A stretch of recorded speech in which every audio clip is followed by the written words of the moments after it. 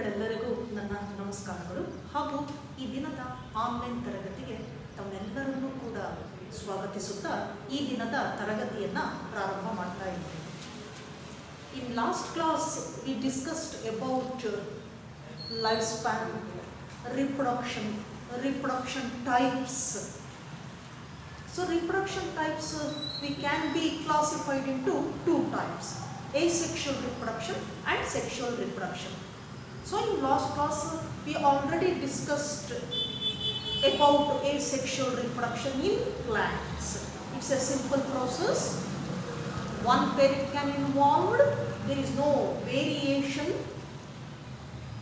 So all offsprings are identical and no gamete formation. So all these discussed in last class. In today's class, we will discuss about asexual reproduction in animal side. Now, in animals, especially lower organisms, how they reproduce simply and bring offsprings of individuals or young ones. So, let me start. Asexual reproduction in animal side. For example, in case of amoeba. So, amoeba belongs to the phylum Protozoa, that is primitive organism. So, unicellular microscopic organism, that is amoeba. So, in case of amoeba, the parental body, that is unicellular organism, entire body made up of only one cell.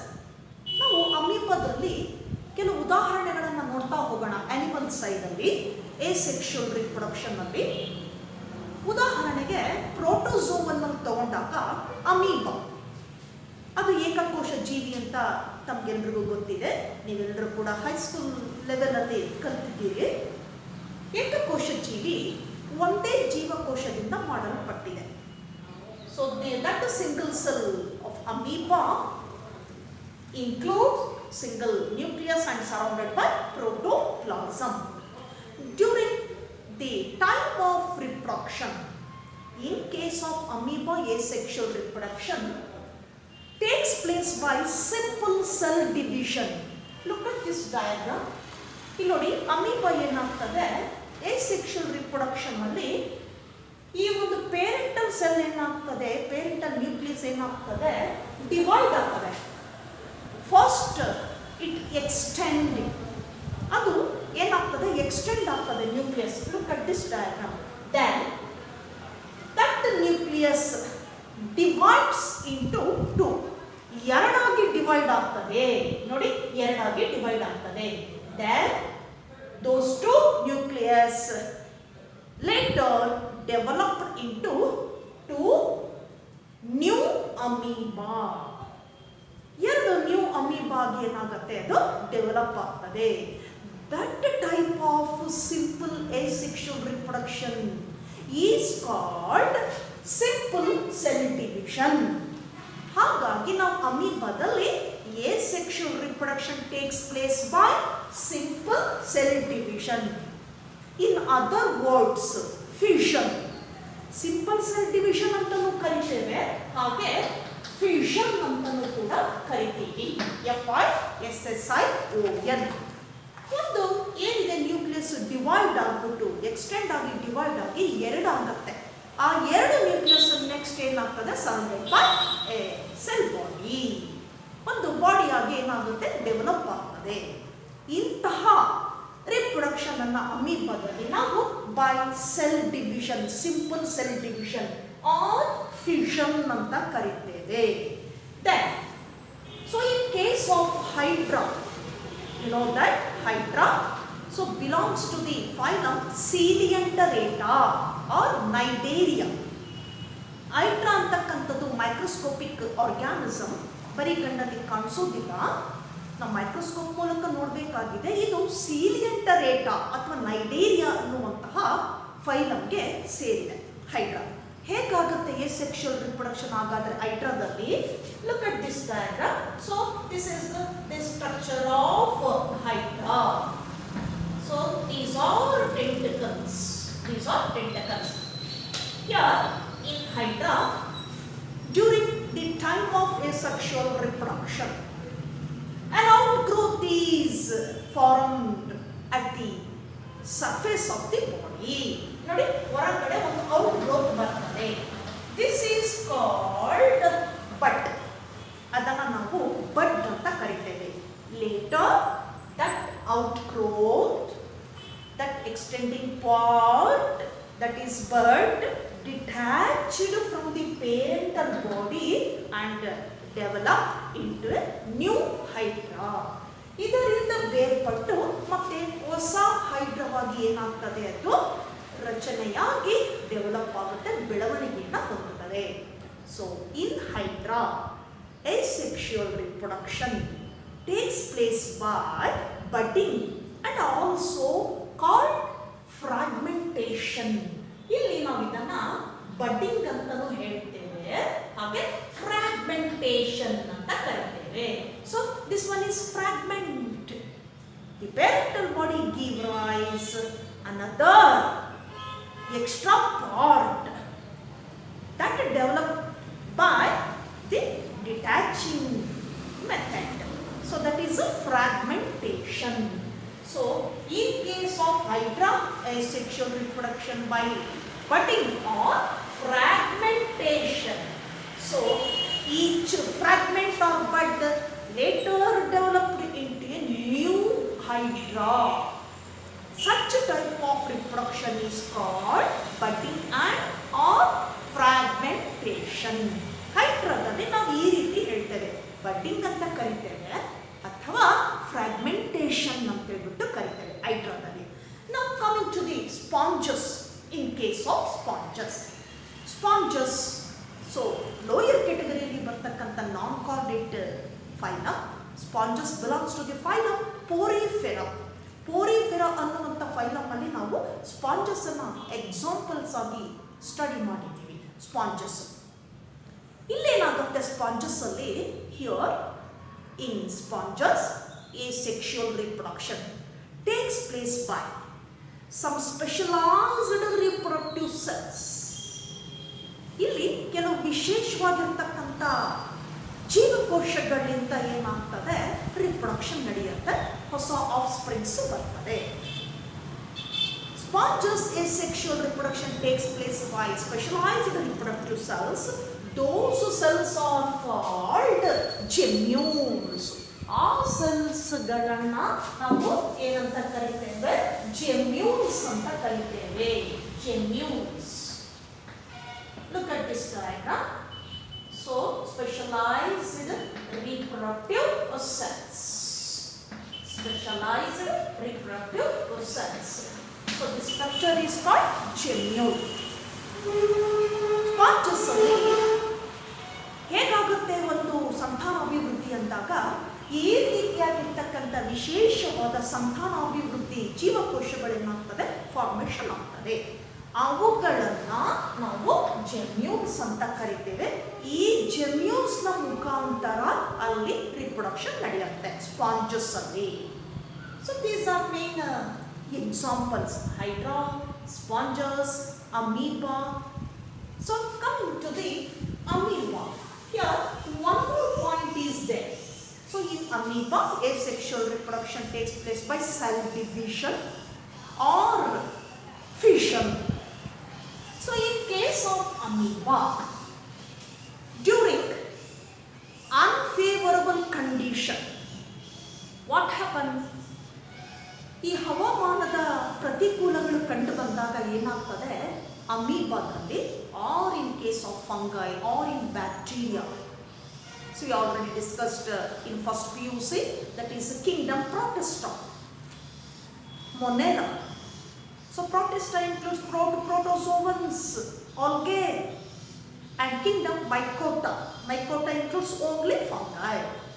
So in lower organisms like protozoans like amoeba or fungi or bacteria, during the unfavorable condition or adverse condition, ಅನಾನುಕೂಲತೆಗಳು ಇದ್ದಾಗ reproduction ಟೈಮಲ್ಲಿ ಏನಾಗುತ್ತೆ, what happened?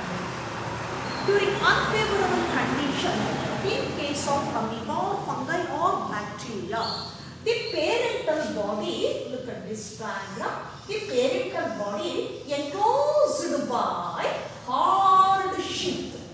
Enclosed by hard sheath. It is made up of 3 layers. ಒಂದು 3 ಪದರಗಳಿಂದ ಮಾಡಲ್ಪಟ್ಟಂತಹ ಒಂದು ಶೀತ್ನಿಂದ ಏನಾಗ್ತದೆ, parental body enclose ಆಗ್ತದೆ.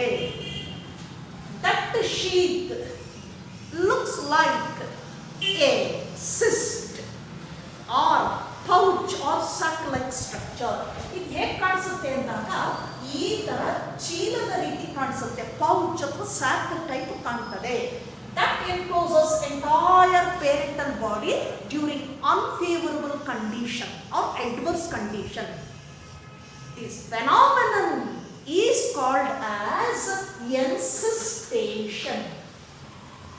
Encystation. In case of amoeba, we have seen during unfavorable condition. So define encystation. Encystation means formation of a cyst. ಏನಂತ ಹೇಳ್ಬೋದು, ಇದನ್ನ define ಮಾಡಬಹುದು. Encystation means formation of a cyst. What is meant by cyst? Cyst nothing but sac like or pouch like structure. ಒಂದು ರೀತಿ ಚೀಲದ ಆಕಾರದ ರಚನೆ. ಇದು formation ಆಗುವ ವಿಧಾನವನ್ನ ನಾವು ಎನ್ಸಿಸ್ಟೇಷನ್ ಅಂತ ಕರಿತೇವೆ. Cyst means sack like structure. ಇದನ್ನ ನಾವು ಅನ್ಫೇವರಬಲ್ ಕಂಡೀಷನ್ ಇದ್ದಾಗ ಏನ್ ಮಾಡುತ್ತೆ, ಆ ಪೇರೆಂಟಲ್ ಬಾಡಿ ಈ ರೀತಿ ಒಂದು ಕವಚವನ್ನ ಅದು ಏನ್ ಮಾಡ್ಕೊಳ್ತದೆ, ಧರಿಸ್ಕೊಳ್ತದೆ, ಆವರಿಸಿಕೊಳ್ತದೆ. That cyst protect the parental body during adverse condition. ಅಂತ ಕಂಡೀಷನ್ ಅಲ್ಲಿ ಆ ಪೇರೆಂಟಲ್ ಬಾಡಿನ ಏನು ಮಾಡುತ್ತೆ, ಅದು ದಟ್ ಪ್ರೊಟೆಕ್ಟ್ ಮಾಡ್ತದೆ. ಆ ಫೆನಾಮಿನನ್ ಅನ್ನ ಎನ್ಸಿಸ್ಟೇಷನ್ ಅಂತ ಕರೀತಾರೆ. Coming to the next word, related word, that is called sporulation. Sporulation. After encystment, that parental body, amoeba, that parental body releases or releasing spores or new amoebae. So in case of amoeba, locomotory organs pseudopodia. By that time, pseudopodia enclosed or withdrawn, covered by that cyst or sac-like structure. After the completion of unfavorable condition or adverse condition, that the parental body start to release spores or pseudospores. ಸಣ್ಣ ಸಣ್ಣ spores ಅನ್ನ ಏನ್ ಮಾಡುತ್ತೆ, ಇದು ಆ ಒಂದು unfavourable condition ಮುಕ್ತಾಯವಾಗಿ favourable condition ಬಂದಾಗ release ಮಾಡ್ತದೆ. ಸಣ್ಣ ಸಣ್ಣ ಸೂಡೋಸ್ಪೋರ್ಸ್ ಅಂತಾನು ಕರಿತೇವೆ, ಅಥವಾ ಅಮೀಬೆ, ನ್ಯೂ ಅಮೀಬೆ, ಯಂಗ್ ಅಮೀಬೆ, ಅದನ್ನ ರಿಲೀಸ್ ಮಾಡ್ತದೆ. ಆ ರಿಲೀಸ್ ಆಗುವ ವಿಧಾನವನ್ನ ನಾವೇನಂತ ಕರಿತೇವೆ, ಸ್ಪೋರುಲೇಷನ್. ಸ್ಪೋರ್, ಸೂಡೋಸ್ಪೋರ್, ಲೇಷನ್, releasing. That is the meaning of sporulation. ಈ ಎನ್ಸಿಸ್ಟೇಷನ್ ಮುಕ್ತಾಯ ಆದ ಮೇಲೆ ಏನು ಮಾಡ್ತದೆ, ಈ ಅಮೀಬಾ ಇರ್ಬೋದು ಅಥವಾ ಫಂಗೈ ಇರ್ಬೋದು ಅಥವಾ ಬ್ಯಾಕ್ಟೀರಿಯಾ ಇರ್ಬೋದು, ಆ ಪ್ರೊಟೆಕ್ಟ್ ಮಾಡುವಂತಹ ಎನ್ಸಿಸ್ಟ್ಮೆಂಟ್ ಆ ಒಂದು ಕವಚ ಏನಿದೆ, ಲೇಟರ್ ಮುಂದೆ ಏನಾಗ್ತದೆ, ಅದು ಬರ್ಸ್ಟ್ ಆಗಿ ಅದರಿಂದ ಏನಾಗ್ತದೆ, ಪೇರೆಂಟಲ್ ಬಾಡಿಯಿಂದ ಸ್ಪೋರ್ಸ್ ಹೊರಗಡೆಗೆ ಬರ್ತದೆ, ರಿಲೀಸ್ ಆಗ್ತದೆ. ಆ ಪ್ರೋಸೆಸ್ ಅನ್ನ ನಾವು ಸ್ಪೋರುಲೇಷನ್ ಅಂತ ಕರಿತೇವೆ. These two terms are very important for board examination point of view. They may ask the two terms for 1 mark. What is sporulation or what is encystation? Encystation means formation of a cyst during adverse condition. Sporulation means releasing of spores or pseudospores after the completion of encystment. So, fragmentation and sporulation we can see in amoeba or fungi or bacteria. So these are good examples for asexual reproduction in animal side. So in your textbook given amoeba, sponges and hydra. ಈ ಮೂರು examples ಅನ್ನು ನಿಮ್ಮಲ್ಲಿ ಕೊಟ್ಟಿದ್ದಾರೆ. So sponges gemmules, asexual reproduction takes place by gemmules. In case of hydra, budding or fragmentation. So in case of amoeba, simple cell division or fission. Then in addition to this, the term that is encystation and sporulation. Now, so differences between asexual and sexual reproduction. So this one is also important. They may ask board examination. They may ask for 2 marks. ವ್ಯತ್ಯಾಸಗಳನ್ನು ತಿಳಿಸಿ ಅಂತ ಕೇಳ್ತಾರೆ. What are the differences between asexual reproduction and asexual reproduction ಅಂತಕ್ಕಂಥದ್ದು. So we already studied in first class. There are 4 main characteristic features in asexual reproduction. You know that. 1. Single parent can involved. 2. No gamete formation. 3. All offsprings are identical or similar. And 4. That the asexual reproduction is a simple process. Now coming to the sexual reproduction. ಏನು differences ಇದೆ ಇದರಲ್ಲಿ ಅಂದಾಗ sexual ರಿಪ್ರೊಡಕ್ಷನ್ಗೆ ನಾವು ಬಂದಾಗ compare sexual reproduction. So the first one it is a complex process. Second one 2 parents are involved. And third one, gamete formation takes place.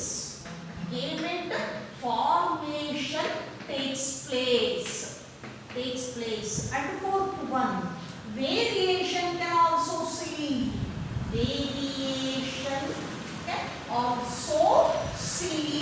In sexual reproduction. So in asexual reproduction, this is a simple process. Here 2 parents are involved. Here 1 parent can involved. Here gamete formation takes place. If there is no gamete formation, then variation also takes place. No variation. So these are 4 differences between asexual and asexual reproduction. Now we move on to the next type, sexual reproduction. Before that, one more term is there. What is that?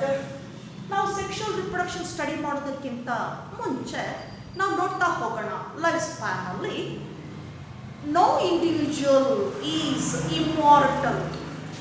The statement, look at this. No individual is immortal except single-celled organism. Justify this statement. ಈ ರೀತಿ ನಿಮಗೆ ಕೇಳ್ತಾರೆ. So no individual or organism is immortal except single-celled organism. ಇದನ್ನು justify ಮಾಡಿ ಅಂತ ಕೇಳ್ತಾರೆ. So in single-celled organisms,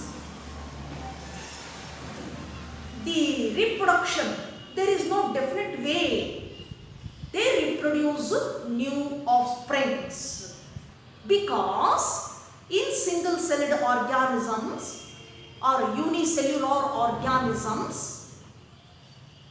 because of continuous cell division, so the parental body, the parental nucleus passes to a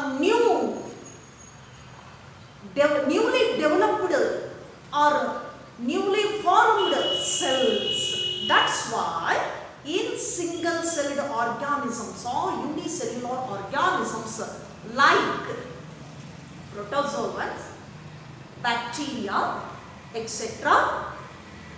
Because of continuous cell division ಏನಾಗುತ್ತೆ ಇಲ್ಲಿ ಏಕಕೋಶ ಜೀವಿನಲ್ಲಿ, ಇನ್ನು ಅದನ್ನು ಹೊರತುಪಡಿಸಿ ಬೇರೆ ಎಲ್ಲ ಜೀವಿನಲ್ಲೂ ಕೂಡ ಏನಾಗಿರ್ತದೆ, ಇಮ್ಮಾರ್ಟಲ್, ಯಾವುದೂ ಕೂಡ ಶಾಶ್ವತ ಅಲ್ಲ. ಆದರೆ ಇಲ್ಲಿ ನಾವು ಸಿಂಗಲ್ ಸೆಲ್ನಲ್ಲಿ ಏನು ಮಾಡ್ತೀವಿ, ಇಮ್ಮಾರ್ಟಲ್ ಅಂತ ಹೇಳ್ತೀವಿ. ಯಾಕೆ ಅಂದಾಗ ಅಲ್ಲೇನಾಗ್ತದೆ, so the entire body made up of single cell, that cell divides into 2, 4, 8 like that by simple division. ಸರಳವಾಗಿ ಏನಾಗುತ್ತೆ, ಡಿವೈಡ್ ಆಗ್ತಾ ಹೋಗ್ತದೆ. ಹಾಗೆ ಡಿವೈಡ್ ಆಗಿ ನ್ಯೂ ಸೆಲ್ಸ್ ಬಂದಾಗ ಪೇರೆಂಟ್ ಅಲ್ಲಿ ಇರ್ತಕ್ಕಂಥ ನ್ಯೂಕ್ಲಿಯಸ್ ಏನಾಗ್ತದೆ, passes to all new cells, ಎಲ್ಲ ನ್ಯೂ ಸೆಲ್ಸ್ಗೂ ಹೋಗುತ್ತೆ ಅದು. ಹಾಗಾಗಿ ದಿಸ್ ಈಸ್ ಬಿಕಾಸ್ ಆಫ್, ಇದಕ್ಕೆ ಉತ್ತರ ಏನು, this is because of continuous cell division. Continuation takes place. ಅಲ್ಲೇನಾಗ್ತದೆ, ನಿರಂತರವಾಗಿ ಈ ಒಂದು ಕೋಶ ವಿಭಜನೆ ಆಗೋದ್ರಿಂದ ನಾವು ಅದನ್ನೇನಂತ ಹೇಳ್ತೇವೆ, ಇಮ್ಮಾರ್ಟಲ್ ಅಂತ ಹೇಳ್ತೇವೆ. ಎಲ್ಲಿ single celled organism. Then we can see in life span of every organism, especially in higher organisms, we can distinguish 3 phases in life cycle or lifespan. ನಾವು ಹಾಗೆ ಲೈಫ್ ಸ್ಪ್ಯಾನ್ ನೋಡ್ತಾ ಹೋದಾಗ, ಜೀವಿತ ಕಾಲಾವಧಿಯನ್ನು ನೋಡ್ತಾ ಹೋದಾಗ, ಅದರಲ್ಲೂ ಕೂಡ ಹೈಯರ್ ಆರ್ಗ್ಯಾನಿಸಮ್ಸ್ ಅಲ್ಲಿ, ಮುಂದುವರೆದ ಜೀವಿಗಳಲ್ಲಿ ನೋಡಿದಾಗ, ಆ ಲೈಫ್ ಸ್ಪ್ಯಾನ್ ಅಲ್ಲಿ ನಾವು 3 ಹಂತಗಳನ್ನು ಡಿಸ್ಟಿಂಗ್ವಿಷ್ ಮಾಡ್ಬೋದು, ನೋಟಿಸ್ ಮಾಡ್ಬೋದು ಲೈಫ್ ಸ್ಪ್ಯಾನ್ ಅಲ್ಲಿ. What are those phases of life span, namely ಯಾವ್ಯಾವ್ದಲ್ಲೋ ಹಾಗಾದ್ರೆ ಆ ಲೈಫ್ ಸ್ಪ್ಯಾನ್ ಅಲ್ಲಿ ಬರ್ತಕ್ಕಂಥ phases. So phases of life span. So mainly there are 3 phases in the lifespan of an organism. ನಾವು higher organisms ಅಲ್ಲಿ ಅದರ ಜೀವಿತ ಕಾಲಾವಧಿಯಲ್ಲಿ 3 ಘಟ್ಟಗಳನ್ನು, 3 ಹಂತಗಳನ್ನು ನಾವು ನೋಡ್ತಾ ಹೋಗ್ತೇವೆ. ಅದನ್ನು ನಾವು ಫೇಸಸ್ ಅಂತ ಕರಿತೇವೆ. ಆ 3 ಫೇಸಸ್ ಯಾವುದು ಅಂದಾಗ, so the phases of life span such as first one, juvenile phase. Then second one, reproductive phase. And the last one is senescent phase. So these are 3 important phases of lifespan in an organism. The first one is juvenile phase, second one is reproductive phase, and third one is senescent phase. The first phase, juvenile phase, here we can see definite growth. In that phase, an organism body grows enormously. ಏನಾಗುತ್ತೆ, ತುಂಬ ಚೆನ್ನಾಗಿ ಬೆಳವಣಿಗೆಯನ್ನು ಹೊಂದುತ್ತೆ ಈ face ಅಲ್ಲಿ. In juvenile phase, growth can be seen. ಆ ಒಂದು organism ಅಲ್ಲಿ ಬೆಳವಣಿಗೆಯನ್ನು ನಾವು ಗುರುತಿಸ್ತೇವೆ. Then coming to the reproductive phase, in this phase, this is active phase of an organism. ತುಂಬ ಏನಾಗಿರ್ತದೆ, ಇದು ಬಹಳವಾಗಿರ್ತಕ್ಕಂಥ ಆಕ್ಟಿವಿಟಿಯಿಂದ ಕೂಡಿರ್ತದೆ, ಇದು ಚುರುಕುತನದಿಂದ ಕೂಡಿರ್ತದೆ. ಯಾವುದು? ರಿಪ್ರೊಡಕ್ಟಿವ್ ಫೇಸ್, ಆಕ್ಟಿವ್ ಫೇಸ್ ಅಂತ ಹೇಳ್ತೇವೆ. ರಿಪ್ರೊಡಕ್ಟಿವ್ ಫೇಸ್ ಅನ್ನ active phase. So certain activities takes place in an organism body. So by that time, an organism reproduces and give rise new individuals or offsprings or young ones. Hence, that phase is called active phase. Reproductive phase is active phase. Now, last one, senescent phase. So this is the third or last stage or phase of lifespan or life cycle. In this phase or stage, this is old phase or old stage or falling stage that leads to death of an organism. ಈ ಹಂತ ಏನಿದೆ ಇದು ಕೊನೆಯ ಹಂತ. ಅದಕ್ಕೆ ನಾವು ಇದನ್ನ old age ಅಂತ ಕರಿತೇವೆ, ಓಲ್ಡ್ ಸ್ಟೇಜ್ ಅಂತ ಹೇಳ್ತೇವೆ, ಅಥವಾ ಫಾಲಿಂಗ್ ಸ್ಟೇಜ್ ಅಂತ ಕರಿತೇವೆ. ಬಿದ್ದು ಹೋಗುವಂತ ಫಾಲಿಂಗ್ ಸ್ಟೇಜ್ ಅಂತ ಕರಿತೇವೆ. ಇದ ನಂತರ ಏನ್ ಕೊಡುತ್ತೆ ನಮಗೆ? ದಟ್ ಲೀಡ್ಸ್ ಟು ಡೆತ್, ಕೊನೆಗೆ ಸಾವನ್ನ ಅಪ್ಪುತ್ತೆ. ಹೀಗೆ ನಾವು ಲೈಫ್ ಸ್ಪ್ಯಾನ್ ಅಲ್ಲಿ ಇಂಪಾರ್ಟೆಂಟ್ 3 ಫೇಸಸ್ ಅನ್ನ ಸ್ಟಡಿ ಮಾಡ್ತಾ ಹೋಗ್ತೇವೆ. ಇದನ್ನು ಕೂಡ ನಿಮಗೆ 2 ಮಾರ್ಕ್ಸ್ಗೆ ಕೇಳಬಹುದು. Mention the 3 phases of lifespan or life cycle in an organism. So those 3 phases are juvenile phase, reproductive phase and senescent phase. Juvenile phase, growth can be seen, occurred. Then reproductive phase, active phase. Then senescent phase, old stage or falling stage. So these are 3 phases of a lifespan.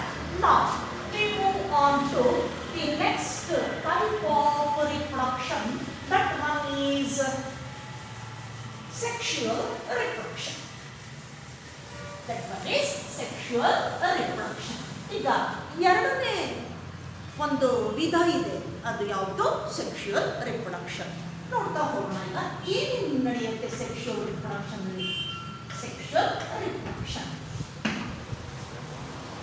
Sexual reproduction is a complex process. I already told you, because it takes a long time to complete and reproduce new offspring. ಸ್ವಲ್ಪ ಕಾಲಾವಧಿಯನ್ನು ತೆಗೆದುಕೊಳ್ಳುತ್ತೆ ಇದು ಸಂತಾನವನ್ನು ಕೊಡುವಾಗ. Because some events can occur in that duration, in that period. ಕೆಲವು ಘಟ್ಟಗಳನ್ನು pass ಮಾಡುತ್ತೆ sexual reproduction. ಹೊಸ ಸಂತಾನ ಬರುವಾಗ ಈ ಅವಧಿಯಲ್ಲಿ ಕೆಲವು ಹಂತಗಳು ಅಥವಾ ಘಟ್ಟಗಳನ್ನು ನಾವು ನೋಡ್ತಾ ಹೋಗ್ತೇವೆ. Those are called events in sexual reproduction. Okay, let we discuss events in sexual reproduction later. Before that, in sexual reproduction, the main characteristic feature of sexual reproduction, here it is a complex process, first one. Then second one, 2 parents are involved in this process. Third one, gamete formation takes place. And fourth one, variation also seen in sexual reproduction. ಹೀಗೆ 4 ನಾವು ಲಕ್ಷಣಗಳನ್ನು ಹೇಳ್ಬೋದು. ಇದು complex process, ಸರಳವಾಗಿರೋದಿಲ್ಲ. ಇಬ್ರು parents involve ಆಗ್ತಾರೆ, that is male and female parent. ಹಾಗೆ gamete formation ಆಗ್ತದೆ, ಮೇಲ್ ಆ್ಯಂಡ್ ಫೀಮೇಲ್ ಗೇಮೆಟ್. ಮತ್ತೆ ಏನು ಬರ್ತಕ್ಕಂಥ ನ್ಯೂ ಇಂಡಿವಿಜುವಲ್ಸ್ ಏನಿದೆ, ಪ್ರಾಜನಿ ಏನಿದೆ, ಅಲ್ಲಿ ವಿ ಕ್ಯಾನ್ ಸಿ ವೇರಿಯೇಷನ್, ಬದಲಾವಣೆಗಳನ್ನು ನೋಡ್ತೇವೆ ಇಂಡಿವಿಜುವಲ್ ಟು ಇಂಡಿವಿಜುವಲ್. ಒಂದೊಂದು ಇಂಡಿವಿಜುವಲ್ ಅಲ್ಲೂ ಕೂಡ ಕೆಲವು ಬದಲಾವಣೆಗಳನ್ನು ನಾವು ನೋಡ್ತಾ ಹೋಗ್ತೇವೆ. ಈ 4 ಮುಖ್ಯ ಲಕ್ಷಣಗಳನ್ನು ಹೇಳ್ಬಿಟ್ಟು ನಾವು ಗುರುತಿಸ್ಬೋದು ಇಲ್ಲಿ ಸೆಕ್ಷುವಲ್ ರಿಪ್ರೊಡಕ್ಷನ್. ನಾವು we will discuss about juvenile stage. Juvenile stage or phase. Juvenile stage or phase. Juvenile phase or stage, that is, it is a period of growth from birth to reaches or attains to puberty or maturity. ಈ juvenile face ಅನ್ನ ನಾವು ಯಾವ ರೀತಿ consider ಮಾಡ್ತೇವೆ ಆ period ಅನ್ನ ಅಂದಾಗ, it is A growth period. ಇದು ಒಂದು ಬೆಳವಣಿಗೆಯ ಹಂತ. ಎಲ್ಲಿಂದ ಎಲ್ಲಿಯವರೆಗೂ ಅಂದಾಗ, ಫ್ರಮ್ ಬರ್ತ್ ಟು ಪ್ಯೂಬರ್ಟಿ, ಹುಟ್ಟಿನಿಂದ ಹಿಡಿದು ಪ್ರೌಢಾವಸ್ಥೆಗೆ ಬರುವವರೆಗೆ ಆ ಮಧ್ಯದಲ್ಲಿ ಇರುವಂತಹ ಅವಧಿಯಲ್ಲಿ ಏನಾಗ್ತದೆ, ಇಂಡಿವಿಜುವಲ್ ಅಥವಾ ಆ ಒಂದು ಆರ್ಗ್ಯಾನಿಸಮ್ ಬೆಳೆಯುತ್ತೆ, ಅದರ ಬಾಡಿ ಏನಾಗ್ತದೆ, ಬೆಳೀತಾ ಹೋಗ್ತದೆ. ಹಾಗಾಗಿ ನಾವು ಜ್ಯುವೆನಲ್ ಫೇಸ್ ಅನ್ನ ಏನಂತ ಕರಿತೇವೆ, ನಾವು ಅದನ್ನ ಗ್ರೋತ್ ಫೇಸ್ ಅಂತ ಕರಿತೇವೆ.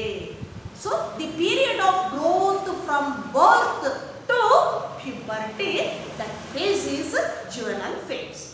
Then what happen in plants and as well as animals in this stage, juvenile stage or growth stage?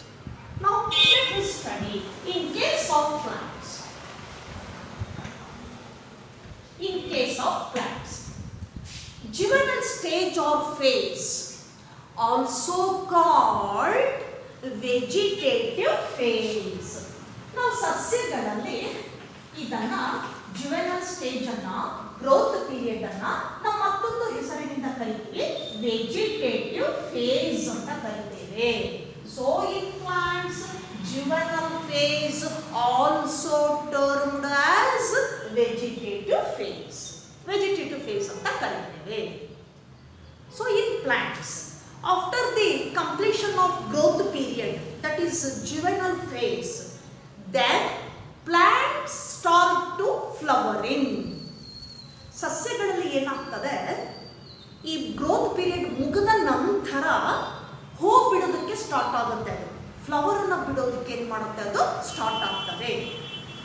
Flower ಅಂದ ತಕ್ಷಣ ಅದು ರೀಪ್ರೊಡಕ್ಷನ್ಗೆ ಬಂದಿದೆ ಅನ್ನುವಂಥದ್ದು ಏನು ಮಾಡುತ್ತೆ, ಅದು ನೋಟಿಸ್ ಮಾಡ್ತಾರೆ, ಹೌದಲ್ವಾ? So flower is the main site for reproduction in plants. ಸಸ್ಯಗಳಲ್ಲಿ ಅದು ರಿಪ್ರೊಡಕ್ಷನ್ ಬಂದಿದೆ, ಸೆಕ್ಷುಲಿ ರಿಪ್ರೊಡ್ಯೂಸ್ ಆಗಿ ಗೇಮೆಟ್ಸ್ ಅನ್ನು ಕೊಡುತ್ತೆ ಅನ್ನೋದು ಯಾವಾಗ ನಮಗೆ ಐಡೆಂಟಿಫೈ ಆಗ್ತದೆ ಅಂದಾಗ, so that is after the completion of juvenile stage or growth phase, ನಾವು plant start to flowering, they start to flowering, ಹೂ ಬಿಡೋದಕ್ಕೆ ಸ್ಟಾರ್ಟ್ ಮಾಡುತ್ತೆ ಸಸ್ಯಗಳು, especially angiosperms or flowering plants. ಎಲ್ಲ ಹೂ ಬಿಡ್ತಕ್ಕಂಥ ಸಸ್ಯಗಳಲ್ಲಿ ಈ ಫೇಸ್ ಕಂಪ್ಲೀಟ್ ಆದಾಗ ಹೂವನ್ನು ಬಿಡಲಿಕ್ಕೆ ಸ್ಟಾರ್ಟ್ ಮಾಡ್ತದೆ. In angiosperms, some plants produce flowers regularly or continuously throughout the year. ನಿರಂತರವಾಗಿ ಹೂಗಳನ್ನು ಬಿಡ್ತಾ ಹೋಗುತ್ತೆ ಕೆಲವು ಸಸ್ಯಗಳು. Those plants are called continuous flowering plants. ನಿರಂತರವಾಗಿ ಹೂ ಬಿಡ್ತಕ್ಕಂಥ ಸಸ್ಯಗಳು ಅಂತ ನಾವು ಕರಿತೇವೆ, ಅದನ್ನು ಕಂಟಿನ್ಯೂಸ್ ಹೂ ಬಿಡ್ತಾ ಹೋಗ್ತದೆ. Some plants are called seasonal, seasonal plants ಅಂತ ಕರಿತೇವೆ. Seasonal plants. Why they are seasonal? Because, for example, jackfruit, mango, you know that jackfruit ನೋಡಿದಿರಿ, ಗೊತ್ತಿದೆ ನಿಮಗೆ, ಮ್ಯಾಂಗೋ ಗೊತ್ತಿದೆ. ಆ ಪ್ಲಾಂಟ್ಸ್ ಅನ್ನು ನಾವು ಸೀಸನಲ್ ಪ್ಲಾಂಟ್ಸ್ ಅಂತ ಕರೀತೇವೆ. So they produce flowers during the month of February and produced fruits in May, month of May. ಸಮ್ಮರಲ್ಲಿ ಮಾತ್ರ ಹಣ್ಣುಗಳನ್ನು ಕೊಡ್ತದೆ, ಯಾವುದು ಜಾಕ್ ಫ್ರೂಟ್ ಇರ್ಬೋದು, ಹಲಸಿನ ಹಣ್ಣು ಇರ್ಬೋದು ಅಥವಾ ಮ್ಯಾಂಗೋ ಇರ್ಬೋದು. ಸೀಸನಲ್ ಅಂತ ನಾವು ಹೇಳ್ತೀವಿ, ಆ ಸೀಸನಲ್ಲಿ ಮಾತ್ರ ಫ್ಲವರ್ ಬಂದ್ಬಿಟ್ಟು ಏನು ಮಾಡುತ್ತೆ, ಫ್ರೂಟ್ಸ್ ಅನ್ನ ಕೊಡ್ತದೆ. ಹಾಗಾಗಿ ಅವುಗಳನ್ನು ಬೇರೆ ಸೀಸನಲ್ಲಿ ಏನಾಗುತ್ತೆ, remaining season either winter or rainy season, they do not produce flowers. ಯಾವ ರೀತಿ ಹೂವನ್ನು ಬಿಡೋದಿಲ್ಲ, ಫ್ರೂಟ್ಸ್ ಅನ್ನು ಕೊಡೋದಿಲ್ಲ. ಹಾಗಾಗಿ ಅವಕ್ಕೆ ಸೀಸನ್ಗೆ ಕಾಯುತ್ತೆ, ಅದು ಆ ಸೀಸನ್ ಅಲ್ಲ ಏನಾಗ್ತದೆ, ಆ ಫ್ಲವರ್ಸ್ ಬರ್ತದೆ ಮತ್ತೆ ಫ್ರೂಟ್ಸ್ ಸಿಗ್ತದೆ. Because in those plants, seasonal plants, in the remaining season they require extra growth and development. They require growth and development, further growth and development. ಇನ್ನು ಅದು ಬೆಳಿಬೇಕಾಗಿರ್ತದೆ, ಅಭಿವೃದ್ಧಿ ಹೊಂದಬೇಕಾಗಿರ್ತದೆ. ಹಾಗಾಗಿ ಆ ಸೀಸನ್ಗೆ ಅದು ಕೊಡೋದಿಲ್ಲ. Coming to that particular season, that is favorable for flowering and also pollination, then finally give rise fruits. ಕೊನೆಗೆ fruits ಅನ್ನ ಕೊಡ್ತದೆ. ಹಾಗಾಗಿ ನಾವು ಪ್ಲಾಂಟ್ಸ್ಗೆ ಬಂದಾಗ ಜುವೆನೈಲ್ ಫೇಸ್ ಕಂಪ್ಲೀಟ್ ಆದಮೇಲೆ ಹೂ ಬಿಡಲಿಕ್ಕೆ ಪ್ರಾರಂಭ ಆಗ್ತದೆ. ಅದು ನಮಗೆ ಏನು ಸೂಚನೆ ಕೊಡುತ್ತೆ ಅಂದರೆ ಅದು ರೀಪ್ರೊಡಕ್ಷನ್ಗೆ ಬರ್ತಾ ಇದೆ, ಏನೆಕ್ಸ್ ಅನ್ನು ಕೊಟ್ಬಿಟ್ಟು ರೀಪ್ರೊಡಕ್ಷನ್ ನಡೆಸುತ್ತೆ ಅದು ಅನ್ನುವಂಥ ಸೂಚನೆ ಕೊಡ್ತದೆ. ಹಾಗೆ ಕೆಲವು ಪ್ಲಾಂಟ್ಸ್ಗಳು ಏನಾಗ್ತದೆ ಕಂಟಿನ್ಯೂಸ್ ಫ್ಲವರ್ಸ್ ಅನ್ನು ಕೊಡ್ತಾ ಹೋಗ್ತವೆ. ಇನ್ನು ಕೆಲವು ಪ್ಲಾಂಟ್ಸ್ ಏನಾಗ್ತದೆ ಸೀಸನಲ್ಲಿ ಮಾತ್ರ ಆಕ್ಟಿವ್ ಆಗಿದ್ದು ಫ್ಲವರ್ಸ್ ಕೊಟ್ಟು ಫ್ರೂಟ್ಸ್ ಅನ್ನ ಕೊಡ್ತದೆ, ಸೀಡ್ಸ್ ಅನ್ನ ಕೊಡುತ್ತೆ. ಅಂಥವುಗಳನ್ನ ನಾವು ಸೀಸನಲ್ ಪ್ಲಾಂಟ್ಸ್ ಅಂತ ಕರಿತೀವಿ. ಇವುಗಳನ್ನ ಕಂಟಿನ್ಯೂಸ್ ಫ್ಲವರಿಂಗ್ ಪ್ಲಾಂಟ್ಸ್ ಅಂತ ಕರಿತೀವಿ. So one more group is there. Those plants are called inter flowering plants. Inter flowering plants. ಮತ್ತೊಂದು ಗುಂಪನ್ನು ನಾವು ನೋಡ್ತೇವೆ ಸಸ್ಯದಲ್ಲಿ, inter, in between. So in between what? ಎಲ್ಲಿ ನಡುವೆ ಅಂದಾಗ in between two consecutive period. Consecutive period ನೋಡಿ, ಎರಡು ಸತತ ಹೂ ಬಿಡುವಂತಹ ಅವಧಿಯ ಮಧ್ಯೆ ಅದನ್ನ ಇಂಟರ್ ಅಂತ ಕರಿತೇವೆ. ಕೆಲವು ಪ್ಲಾಂಟ್ಸ್ ಏನಾಗ್ತದೆ, that is here after year, ಒಂದು ವರ್ಷ ಬಿಟ್ಟು ಇನ್ನೊಂದು ವರ್ಷದಲ್ಲಿ ಫ್ಲವರಿಂಗ್ ಬಂದ್ಬಿಟ್ಟು ಆ ನಂತರ ಏನಾಗ್ತದೆ ಫ್ರೂಟ್ಸು ಸೀಡ್ಸ್ ಅನ್ನ ಕೊಡ್ತದೆ. ಅಂತ ಪ್ಲಾಂಟ್ಸ್ ಅನ್ನ ನಾವು ಇಂಟರ್ ಫ್ಲವರಿಂಗ್ ಪ್ಲಾಂಟ್ಸ್ ಅಂತ ಕರಿತೇವೆ. ಹಾಗೆ ಈ ವರ್ಷ ಕೊಟ್ಟಿದ್ದು ಮುಂದಿನ ವರ್ಷ ಇರೋಲ್ಲ, ಆ ನಂತರದ ವರ್ಷದಲ್ಲಿ ಬರುತ್ತೆ. ಅಲ್ಲಿ ಮತ್ತೆ ಇಲ್ಲಿ ನಡುವೆ ಒಂದು ಸೀಸನ್ ಏನಾಗ್ತದೆ, ಗ್ಯಾಪ್ ಆಗ್ತದೆ. ಹಾಗಾಗಿ ಇಂಥ ಪ್ಲಾಂಟ್ಸ್ ಅನ್ನ ನಾವು ಇಂಟರ್ ಫ್ಲವರಿಂಗ್ ಪ್ಲಾಂಟ್ಸ್ ಅಂತ ಕರಿತೇವೆ. So they produce flowers year after year. ಒಂದು ವರ್ಷ ಆದ ನಂತರ ಅಥವಾ ಒಂದು ವರ್ಷ ಬಿಟ್ಟು ಏನಾಗುತ್ತೆ ಮತ್ತೆ ಫ್ಲವರ್ಸ್ ಅನ್ನ ಕೊಡ್ತದೆ. ಬಿಕಾಸ್ ಯಾಕೆ ಅಂದಾಗ in those plants or in such plants further growth and development they require, they need. ಆ ಸಸ್ಯಗಳಲ್ಲಿ ಏನಾಗ್ತದೆ, ಆ ಅವಧಿಯಲ್ಲಿ ಸ್ವಲ್ಪ ಬೆಳವಣಿಗೆ ಬೇಕಾಗ್ತದೆ, ಮತ್ತೆ ಬೆಳವಣಿಗೆ ಏನಾಗ್ತದೆ ಅವಕ್ಕೆ ಬೇಕಾಗ್ತದೆ. ಹಾಗಾಗಿ ಏನಾಗುತ್ತೆ, ಅಲ್ಲಿ ಗ್ಯಾಪ್ ಫಾರ್ಮೇಷನ್ ಆಗ್ತದೆ. ನಂತರ ಏನಾಗ್ತದೆ, ಮುಂದಿನ ಒಂದು ಸೀಸನ್ನಲ್ಲಿ ಮತ್ತೆ ಫ್ಲವರಿಂಗ್ ಬಂದೇನಾಗುತ್ತೆ ಫ್ರೂಟ್ಸು ಸೀಡ್ಸ್ ಅನ್ನ ಕೊಡ್ತದೆ. ಅಂತ ಪ್ಲಾಂಟ್ಸ್ ಅನ್ನ ನಾವು ಏನಂತ ಕರಿಬಹುದು, ಇಂಟರ್ ಫ್ಲವರಿಂಗ್ ಪ್ಲಾಂಟ್ಸ್. ಇದಕ್ಕೂ ಕೂಡ ನಾವು ಎಕ್ಸಾಂಪಲ್ ಕೊಡಬಹುದು. For example for this group that is inter flowering plants such as mango, banana, avocado. Avocado in Kannada ಬೆಣ್ಣೆ ಹಣ್ಣು ಅಂತ ಕರೀತಾರೆ. That fruit is used as a medicine. ಅದನ್ನ ಔಷಧೀಯವಾಗಿ ಉಪಯೋಗಿಸ್ತೇವೆ. ಅವೊಕ್ಯಾಡೋ ಅಂತಕ್ಕಂಥದ್ದು, ಅದಕ್ಕೆ ಕನ್ನಡದಲ್ಲಿ ಬೆಣ್ಣೆ ಹಣ್ಣು ಅಂತ ನಾವು ಕರೀತೇವೆ. ಸೊ ಈ ಪ್ಲಾಂಟ್ಸ್ ಅನ್ನ ಎಕ್ಸಾಂಪಲ್ ಆಗಿ ನಾವು ಕೊಡ್ಬೋದು. ಯಾವುದಕ್ಕೆ? ಇಂಟರ್ ಫ್ಲವರಿಂಗ್ ಪ್ಲಾಂಟ್ಸ್ ಅಂತ ಹೇಳ್ತೇವೆ. So some plants rarely they produce flowers once in their life cycle or some long gap in their lifespan. ಇನ್ನು ಕೆಲವು ಸಸ್ಯಗಳನ್ನು ನಾವು ನೋಡ್ತೇವೆ, ಹೂವನ್ನು ಏನು ಮಾಡುತ್ತೆ, ಅದು ಕಂಟಿನ್ಯೂಸ್ ಆಗಿ ಕೂಡ ಬಿಡೋದಿಲ್ಲ, ಫ್ಲವರಿಂಗ್ ಇರೋದಿಲ್ಲ. ಹಾಗೆ ತನ್ನ ಜೀವಿತ ಕಾಲಾವಧಿಯಲ್ಲಿ ಒಂದೇ ಒಂದು ಸರಿ ಹೂ ಬಿಡ್ತಕ್ಕಂಥ ಸಸ್ಯಗಳು ಇವೆ. ಹಾಗೆ ಲಾಂಗ್ ಟೈಮ್ ಆದಮೇಲೆ ಏನಾಗ್ತದೆ, ಹೂಗಳನ್ನು ಬಿಡ್ತಕ್ಕಂಥ ಸಸ್ಯಗಳನ್ನು ಕೂಡ ನಾವು ನೋಡ್ಬೋದು. ಫಾರ್ ಎಕ್ಸಾಂಪಲ್, ಹಾಗಾದರೆ ಕೆಲವು ಉದಾಹರಣೆಯನ್ನು ಕೊಡೋಣ. ಹೇಗೆ ಲೈಫ್ ಸೈಕಲಲ್ಲಿ ತನ್ನ ಜೀವಿತ ಕಾಲಾವಧಿಯಲ್ಲಿ ಒಂದೇ ಒಂದು ಸರಿ ಹೂ ಬಿಡ್ತಕ್ಕಂಥ ಸಸ್ಯ ಯಾವುದು, ಅಥವಾ ಲಾಂಗ್ ಡ್ಯೂರೇಷನ್ ಆದ ಮೇಲೆ ಹೂಗಳನ್ನು ಬಿಡ್ತಕ್ಕಂಥ ಸಸ್ಯ ಯಾವುದು. So the first example, A plant that is bamboo. Bamboo ಬಿದಿರು ಅಂತ ಕರೀತೀವಿ ಅಲ್ವಾ. ಸೊ ಬಿದಿರು ಅಂತ ಹೇಳ್ತೀವಿ, bamboo tree. That tree produces flowers once in their lifespan or life cycle after 50 to 100 years. ನೋಡಿ, ಬ್ಯಾಂಬೂ ಟ್ರೀನಲ್ಲಿ ಏನಾಗ್ತದೆ,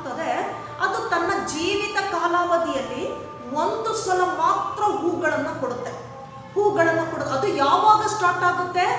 ಆ ಒಂದು ಟ್ರೀ, ಆ ಒಂದು ಸಸ್ಯ ಬೆಳೆದು 50ರಿಂದ 100 ವರ್ಷಗಳು ಆದ ನಂತರ ಏನಾಗ್ತದೆ? ಒಂದು ಸಲ ಫ್ಲವರಿಂಗ್ ಅನ್ನ ಮಾಡುತ್ತೆ ಅದು. ಆ ನಂತರ ದಟ್ ಪ್ಲಾಂಟ್ ಕ್ಯಾನ್ ಡೈ, ಸತ್ತು ಹೋಗ್ತದೆ ಅದು. ಇದನ್ನು ನಾವು ನೋಡಬಹುದು ಬ್ಯಾಂಬೂ ಟ್ರೀಯಲ್ಲಿ. For example bamboo tree. So that tree produces flowers only once in their lifespan or life cycle. Coming to the another example, that is Neelakuranji. Neelakuranji. So the scientific name of this plant is Strobilanthes kuntiana.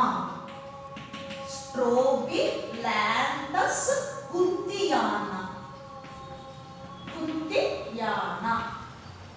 ನೋಡಿ, ಒಂದು plant ಇದೆ, ನೀಲಕುರಂಜಿ ಅಂತ ಕರಿತೇವೆ. That plant grows enormously in the hilly region of Kerala, Karnataka and Tamil Nadu. ಈ ಕರ್ನಾಟಕ ಬಾರ್ಡರ್ಲಿ, ಕೇರಳ ಮತ್ತೆ ತಮಿಳುನಾಡು ಒಂದು ಈ mountain region ಅಲ್ಲಿ ತುಂಬಾ ಚೆನ್ನಾಗಿ ಲಕ್ಸುರಿಯಸ್ ಆಗಿ ಬೆಳೆದಿರುತ್ತೆ ಈ ಒಂದು ಪ್ಲಾಂಟ್ ಅನ್ನು, ನೀಲಕುರಂಜಿ ಅಂತಕ್ಕಂಥದ್ದು. They produce purple coloured flowers. Purple colour flowers ಅನ್ನ ಬಿಡುತ್ತೆ ಇದು. ಏನು ವಿಶೇಷ ಈ ಒಂದು ಪ್ಲಾಂಟ್ ಅಲ್ಲಿ? This plant Neelakurinji, or the scientific name of this plant is Strobilanthes kuntiana. This plant produces flower once in 12 years. 12 ವರ್ಷಕ್ಕೆ ಒಂದು ಸಲ ಹೂವನ್ನ ಕೊಡುತ್ತೆ. Once in 12 years. ಯಾವುದು? ನೀಲಕುರಂಜಿ. ಈ ಎರಡು ಎಕ್ಸಾಂಪಲ್ ಅನ್ನ ನೀವು ನೆನಪಿಟ್ಕೊಳ್ಬೇಕಾಗ್ತದೆ. ಒಂದೇ ಒಂದು ಸಲ ಫ್ಲವರಿಂಗ್ ಅನ್ನ ಕೊಡ್ತಕ್ಕಂಥದ್ದು ಬ್ಯಾಂಬೂ ಟ್ರೀ. ಹಾಗೆ 12 ವರ್ಷಕ್ಕೆ ಒಂದು ಸಲ ಕೊಡ್ತಕ್ಕಂಥದ್ದು Neelakurinji. So we have seen some annuals, biennials and perennials plants.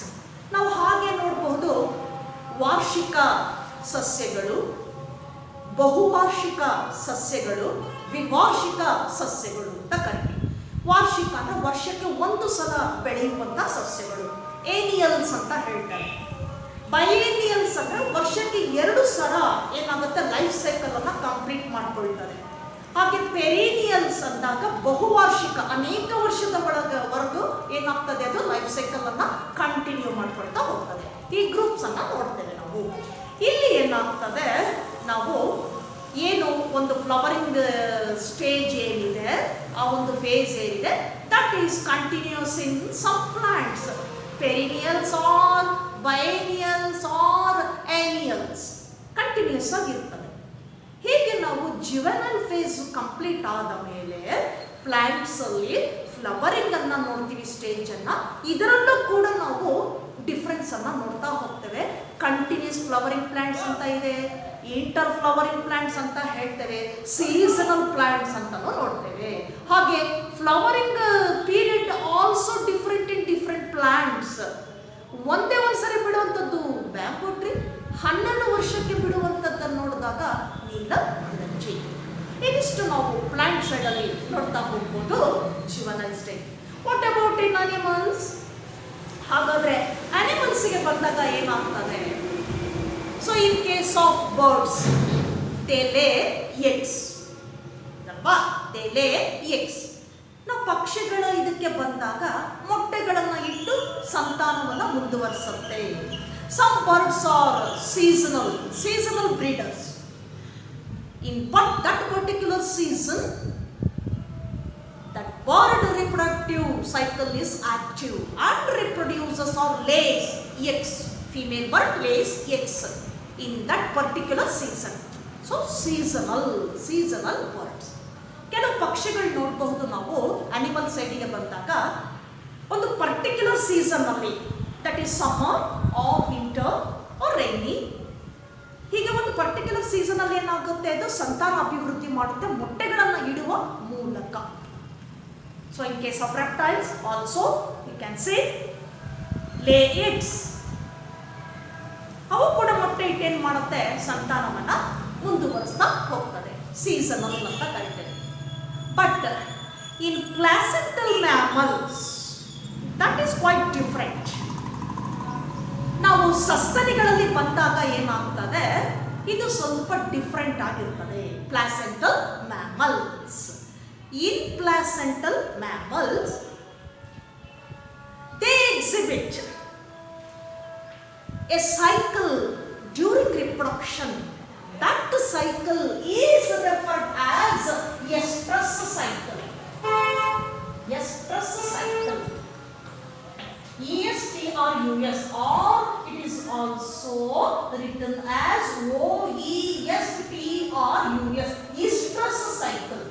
So both are same. So that is pronounced as estrus cycle and as well as estrus cycle.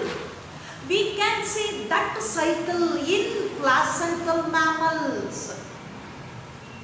So that cycle can occur in female placental mammals managed the reproductive activity. ಈ cycle ಏನಾಗ್ತದೆ in reproductive organs. ಆ female placental mammals ಅಲ್ಲಿ, ಸಸ್ತನಿಗಳಲ್ಲಿ, ಅದರ ಸಂತಾನಾಭಿವೃದ್ಧಿ ಅಂಗಗಳಲ್ಲಿ ovary. So female reproductive of sex organ is called as ovary. ಆ ಓವರಿನಲ್ಲಿ ಏನಾಗ್ತದೆ, ಆಕ್ಟಿವ್ ಆಗಿರುವ ಹಾಗೆ ಮಾಡ್ತದೆ ಈ ಸೈಕಲ್. ಆ ಒಂದು ಸ್ಟೇಜ್ ಅಲ್ಲಿ ಏನಾಗ್ತದೆ, ಕಂಡು ಬರ್ತದೆ.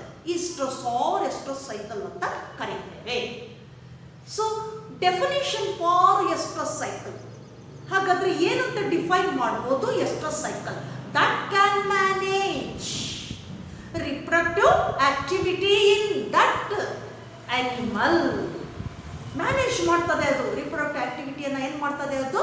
ದಟ್ ಎನ್ಹಾನ್ಸ್, ಮುಂದುವರಿಸುತ್ತೆ, ಹೆಚ್ಚಿಸುತ್ತೆ ಆಕ್ಟಿವಿಟಿಯನ್ನ. ಹಾಗಾದ್ರೆ ಏನಂತ ಡಿಫೈನ್ ಮಾಡ್ಬೋದು ನಾವು oestrus or oestrus cycle? So it is a definition for oestrus cycle.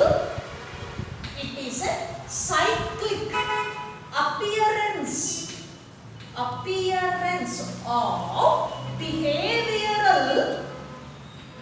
behavioral sexual activity. Behavioral sexual activity induced by sex hormones. ನೋಡಿ ಡೆಫಿನಿಷನ್ ಎಷ್ಟು ಸೈಕಲ್ಗೆ. So it is a cycle appearance of behavioral sexual activity in reproductive organs that induced by hormones. Hormones ಇಂದ ಏನಾಗ್ತದೆ, ಅದು induce ಆಗ್ತದೆ. ಆ ಎಸ್ಟ್ರಸ್ cycle. ಈ ಎಸ್ಟ್ರಸ್ cycle ಏನ್ ಮಾಡುತ್ತೆ, ರಿಪ್ರೊಡಕ್ಷನ್ ಅನ್ನ ಮ್ಯಾನೇಜ್ ಮಾಡ್ತದೆ. That is release or formation of gamete, then the enhances breeding capacity. ಅದನ್ನು ಹೆಚ್ಚು ಮಾಡುತ್ತೆ, ಅದು ವೃದ್ಧಿಗೊಳಿಸುತ್ತೆ. ಯಾವುದು? ಈ ಒಂದು ಎಸ್ಟ್ರಸ್ ಸೈಕಲ್. ಇದು ಹೇಗೆ ನಡೆಯುತ್ತೆ ಅಂದಾಗ, that is induced by hormones. ಹಾರ್ಮೋನ್ಗಳ ಸ್ರವಿಸುವಿಕೆಯಿಂದ ಏನಾಗ್ತದೆ, ಉಂಟಾಗುತ್ತೆ. ಇದು ಆ ಸ್ಟೇಜ್ ಅಲ್ಲಿ ಎಸ್ಟ್ರಸ್ ಸೈಕಲ್ ಅಂತಕ್ಕಂಥದ್ದು, ಆ ಎಸ್ಟ್ರಸ್ ಸೈಕಲ್ ಅಂತಕ್ಕಂಥದ್ದು ಎಲ್ಲಿ ನೋಡ್ತೀವಿ ನಾವು? Female placental mammals. ಸಸ್ತನಿಗಳಲ್ಲಿ ನಾವು ನೋಡ್ತೀವಿ. ಫೀಮೇಲ್ ಒಂದು ಸಸ್ತನಿಗಳು ಏನಿದ್ದಾವೆ, rabbit, cow, sheep, camel et cetera, ಇವುಗಳಲ್ಲಿ ನಾವು ನೋಡ್ತಾ ಹೋಗ್ತೇವೆ. So in case of primates, so these placental mammals, here mammals also can be classified into two groups. Now mammals alle matte ಎರಡು ಗ್ರೂಪ್ಸ್ ಅನ್ನು ಮಾಡ್ತೇವೆ. One is non-primates and second one is primates. ಎರಡು ವಿಧಗಳು ಯಾವ್ಯಾವುದು ಅಂದಾಗ, so ನೀವು ತಿಳ್ಕೊಳ್ಬೇಕು, it's very important. One is primate groups and second one is non-primates. ನೋಡಿ ಎರಡು ಗ್ರೂಪ್ ಇದೆ. So primates includes human being, female human, monkeys and apes. ಈ ಮೂರನ್ನು ನಾವು ಪ್ರೈಮೇಟ್ಸ್ಗೆ ಸೇರಿಸ್ತೇವೆ. ಮ್ಯಾಮಲ್ಸ್ ಅಲ್ಲೇನೆ ಎರಡು ಗುಂಪುಗಳಾಗಿ ಮಾಡ್ತೀವಿ ನಾವು. ಒಂದು ಪ್ರೈಮೇಟ್ಸ್ ಅಂತೀವಿ, ಇನ್ನೊಂದು ನಾನ್ ಪ್ರೈಮೇಟ್ಸ್ ಅಂತ ಕರಿತೇವೆ ಸಸ್ತನಿಗಳಲ್ಲಿ. ಪ್ರೈಮೇಟ್ಸ್ಗೆ ಯಾರ್ಯಾರು ಸೇರ್ತಾರೆ ಅಂದಾಗ, ಹ್ಯೂಮನ್, ಮಂಕೀಸ್ ಅಂಡ್ ಏಪ್ಸ್. ಅದರಲ್ಲೂ ಕೂಡ ನಾವು ಫೀಮೇಲ್ ಹ್ಯೂಮನ್ ಅಂತ ಕರಿತೀವಿ. ಏನಾಗ್ತದೆ ಹೇಳ್ತಾನೆ, ಈ ಮೂರು ಗುಂಪನ್ನ ನಾವು ಪ್ರೈಮೇಟ್ಸ್ ಅಂತ ಕರಿತೀವಿ. What about non primates? placental mammals here. Only one difference between primates and non-primates. In primates, the reproductive activity controlled by menstrual cycle or appearance of menstrual cycle as the same in primates only. So that menstrual cycle absent in non-primates. ಒಂದೇ ಒಂದು ವ್ಯತ್ಯಾಸ ಏನಪ್ಪಾ ಅದು ಅಂದಾಗ primates ಅಲ್ಲಿ ಏನಾಗ್ತದೆ female human or female monkeys or female apes here one more cycle is present. That cycle is called as menstrual cycle. Menstrual cycle. Menstrual cycle absent in non-primates. Non-primates ಅಲ್ಲಿ ಇರೋಲ್ಲ. ಬೇಕಾದಷ್ಟು ಉದಾಹರಣೆಗಳನ್ನ ಕೊಡ್ತಾ ಹೋಗ್ಬೋದು non-primatesಗೆ. Sheep, camel, rabbit, cow. So ಇವನ್ನೆಲ್ಲವನ್ನು ನಾವು ಕೊಡ್ತಾ ಹೋಗ್ಬೋದು ನಾವು ಯಾವುದಕ್ಕೆ non-primates ಅವು placental mammals. But menstrual cycle ಇರೋದಿಲ್ಲ ಅದರಲ್ಲಿ. ಎಸ್ಟ್ರಸ್ ಸೈಕಲ್ ಮಾತ್ರ ಮ್ಯಾನೇಜ್ ಮಾಡ್ತದೆ under the control of hormones. But primates ಅಲ್ಲಿ in addition to oestrus cycle one more cycle is there. Oestrus cycle ಜೊತೆಗೆ ಮತ್ತೊಂದು ಸೈಕಲ್ ನೋಡ್ತೇವೆ ನಾವು ಯಾವುದರಲ್ಲಿ ಪ್ರೈಮೇಟ್ಸ್ ಅಲ್ಲಿ. That cycle is called as menstrual cycle. ಅದನ್ನು ನಾವು ಮೆನ್ಸ್ಟ್ರುಯಲ್ ಸೈಕಲ್ ಅಂತ ಕರಿತೇವೆ. What is the difference between oestrus and menstrual cycle? ಹಾಗಾದ್ರೆ ಇವೆರಡರ ನಡುವೆ ಇರ್ತಕ್ಕಂಥ ವ್ಯತ್ಯಾಸ ಏನು? So oestrus cycle, that cycle can occur in the reproductive organ of female placental mammal. Here appearance of the behavior sexual activity induced by hormones. That is same in primates, but in menstrual cycle, that is extra cycle occur in the female reproductive organ. Here bleeding takes place. In menstrual cycle what happened? ಏನಾಗುತ್ತದೆ ಅಲ್ಲಿ? Bleeding takes place. ಅಲ್ಲಿ ಸ್ರಾವ ಆಗ್ತದೆ. That bleeding is due to breakdown of endometrium in the uterus. ಆ uterus ಅಲ್ಲಿರ್ತಕ್ಕಂಥ endometrium. So this will study more in human reproduction. Detail in human reproduction. Human reproduction ಅಲ್ಲಿ ಇದನ್ನ ನಾವು ವಿವರವಾಗಿ ತಿಳ್ಕೊಳ್ಳೋಣ.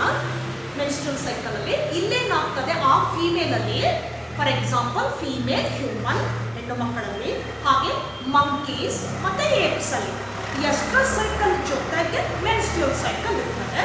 ಇದು ಯಾವ ರೀತಿ ಐಡೆಂಟಿಫೈ ಆಗ್ತದೆ ಅಂದಾಗ ಮಂತ್ಲಿ ಬ್ಲೀಡಿಂಗ್ ಇರ್ತದೆ ಅಲ್ಲಿ, ಬ್ಲೀಡಿಂಗ್ ಆಗ್ತದೆ ಅಲ್ಲಿ, ಸ್ರಾವ ಆಗ್ತದೆ. ಯಾಕೆ ಅಂದಾಗ that is due to the breakdown of endometrium.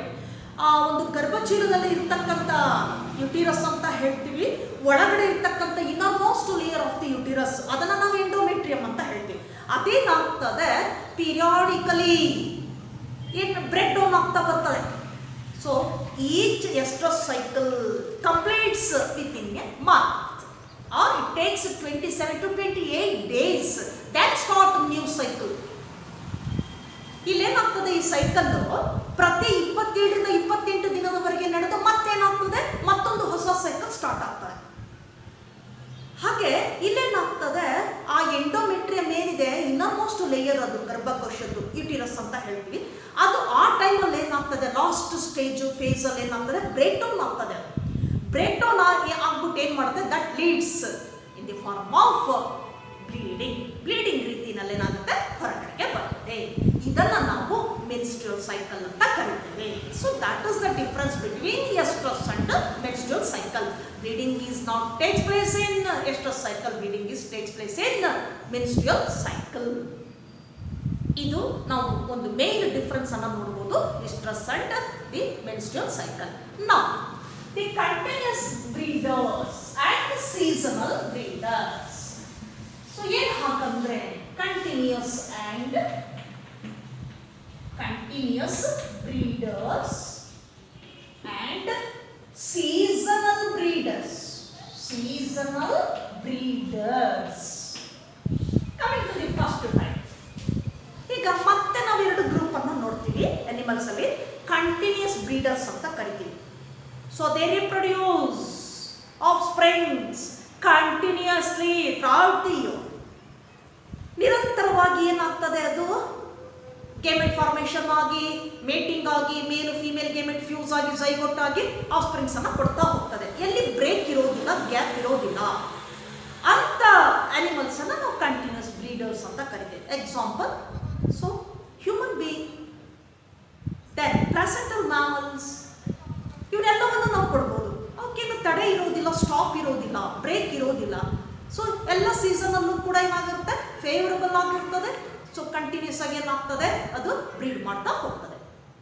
But in seasonal breeders what happens, ಏನಾಗುತ್ತೆ ಸೀಸನಲ್ಲಿ, they reproduce or they reproductive active reproductive cycle active during favorable condition, that is during the particular season of the year.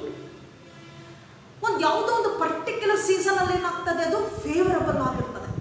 ಆ cycle ಏನಾಗ್ತದೆ, become active. ಆ reproductive phase ಏನಾಗಿದೆ, become active and start to reproduce. ಆ ಸೀಸನ್ಗೆ ಏನಾಗುತ್ತೆ, ಅದು ಆ favourable ಸೀಸನ್ಗೆ ಬ್ರೀಡಿಂಗ್ ಅನ್ನ ಸ್ಟಾರ್ಟ್ ಮಾಡ್ಕೊಳ್ತದೆ. ಎಕ್ಸಾಂಪಲ್ ಫಾರ್ ದಿಸ್ ಗ್ರೂಪ್, ಹಾಗೆ ಸೀಸನಲ್ಲೇ ವೆಯ್ಟ್ ಮಾಡಿ ಬ್ರೀಡ್ ಮಾಡ್ತಕ್ಕಂಥ ಒಂದು ಗ್ರೂಪ್ಗೆ ಯಾವ್ದು ಕೊಡ್ಬೋದು ನಾವು ಉದಾಹರಣೆ ಅಂದಾಗ, ಆಂಫಿಬಿಯನ್ಸ್,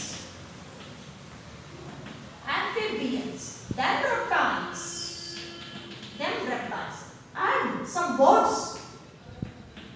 ನೋಡಿ ಉದಾಹರಣೆ ಕೊಡ್ಬೋದು. ನೀವು ಆಂಫಿಬಿಯನ್ಸ್ ಅಲ್ಲಿ ಫ್ರಾಗ್ ನೋಡಿದ್ದೀರಾ, ರೈನಿ ಸೀಸನ್, ಮಾನ್ಸೂನ್ ಸೀಸನ್ ಅಲ್ಲಿ ಏನು ಮಾಡ್ತದೆ, ಒಂದು ಸೌಂಡ್ ಮಾಡ್ತದೆ. Male frog produces croaking sound that attract female frog, that takes place population. Attract ಮಾಡ್ಕೊಂಡು ಏನು ಮಾಡ್ತದೆ, ಮೇಟಿಂಗ್ ಆಗಿ ನೆಕ್ಸ್ಟ್ ಏನಾಗ್ತದೆ, female frog releases eggs on the surface of the water. ನೀರ್ ಮೇಲೆಲ್ಲ ಮೊಟ್ಟೆಗಳನ್ನ ಇಡ್ತದೆ. ಆ ಮೊಟ್ಟೆ ಹೊಡೆದ್ಬಿಟ್ಟು ಹೆಚ್ಚು ಔಟಾಗ್ಬಿಟ್ಟು ಏನಾಗುತ್ತೆ, minute larvae comes out. That larvae is called as tadpole. ಆ ಸೀಸನ್ಗೆ ಬ್ರೀಡಿಂಗ್ ಸೀಸನ್ ಪರ್ಟಿಕ್ಯುಲರ್ ಆ ಸೀಸನ್ ಅಲ್ಲಿ ಮಾತ್ರ ಬ್ರೀಡ್ ಮಾಡ್ತದೆ ಆಂಫಿಬಿಯನ್ಸ್. Example frog. ಹಾಗಾಗಿ ಅವುಗಳನ್ನು ಸೀಸನಲ್ ಬ್ರೀಡರ್ಸ್ ಅಂತ ಕರೀತೇವೆ. So they reproductive cycle active during that particular season. In that particular season, they become active and breed successfully.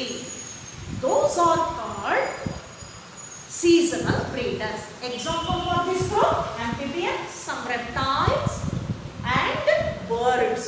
ನೀವೆಲ್ಲ ಕೇಳಿರ್ಬೋದು, ಬರ್ಡ್ಸ್ ಏನು ಮಾಡುತ್ತೆ, ಅದಕ್ಕೆ ಹೀಟ್ ಬೇಕಾಗಿರ್ತದೆ, ತುಂಬ ದೂರದಿಂದ ವಲಸೆ ಬರುತ್ತೆ, ಮೈಗ್ರೇಟ್ ಆಗ್ತದೆ. ಮೈಗ್ರೇಷನ್ ಅಂತ ಕರಿತೇವೆ ನಾವು ಅದನ್ನು, ಹೌದಲ್ವಾ? ಸೊ ಆ ಒಂದು ಸ್ಟ್ರೆಸ್ ಕಂಡೀಷನ್ ಇಂದ ಏನು ಮಾಡುತ್ತೆ, ಸೂಟಬಲ್ ಕಂಡೀಷನ್ಗೆ ಮೈಗ್ರೇಟ್ ಆಗಿ ಅಲ್ಲಿ ಅದೇನು ಮಾಡುತ್ತೆ, ಮೊಟ್ಟೆ ಇಟ್ಟು ನಂತರ ಸಂತಾನವನ್ನು ಮುಂದುವರಿಸುತ್ತೆ. ಇದು ನಾವು ನೋಡ್ತಕ್ಕಂಥ continuous breeders and seasonal breeders ಅಂತ ಹೇಳ್ತೇವೆ. ಇದಿಷ್ಟು ನಾವು ನೋಡ್ತಾ ಹೋಗ್ಬೋದು. ಸೆಕ್ಷುವಲ್ ರಿಪ್ರೊಡಕ್ಷನ್ ಅಲ್ಲಿ ಬರ್ತಕ್ಕಂಥ first one, that is juvenile phase. After the completion of juvenile phase, in plants they start to flowering, in animals they start to reproduce new one. ಹೌದಲ್ವಾ? ಇದು ನಾವು ನೋಡ್ತಕ್ಕಂಥ examples. Now into the events in sexual reproduction. Events in sexual reproduction. ಏನೇನು ಘಟ್ಟಗಳು ಬರ್ತಾಗಾದ್ರೆ sexual reproduction ಅಲ್ಲಿ ಅಂದಾಗ, we can see or distinguished 3 major events. Those can occur in sexual reproduction of an organism or in higher animals. ಆ reproduction ಸಂದರ್ಭದಲ್ಲಿ, ಆ reproduction ಟೈಮಲ್ಲಿ 3 ಘಟ್ಟಗಳನ್ನು pass ಆಗುತ್ತೆ. ಹೊಸ ಒಂದು ಸಂತಾನ ಬರಬೇಕಾದ್ರೆ 3 ಘಟ್ಟಗಳನ್ನು ಪಾಸ್ ಆಗುತ್ತೆ. ಅದನ್ನು ನಾವು ಈವೆಂಟ್ಸ್ ಅಂತ ಕರೀತೇವೆ. Events in sexual reproduction. ಎಷ್ಟು ಈವೆಂಟ್ಸ್ ಬರುತ್ತೆ? So there are 3 major events can occur in sexual reproduction of an organism or in higher animals. What are those events? Mainly first one,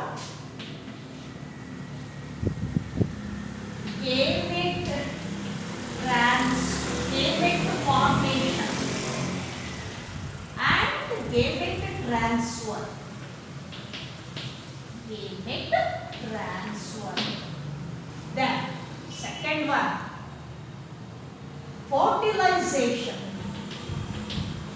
And the third one, zygote, formation of zygote and embryogenesis. Embryogenesis. So these are the major events occur in sexual reproduction in higher organisms.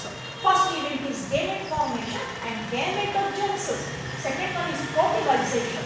And third one is zygote, formation of zygote and embryogenesis. So the first, coming to the first event, that is gamete formation and gametogenesis. This will take up in next class. So thank you.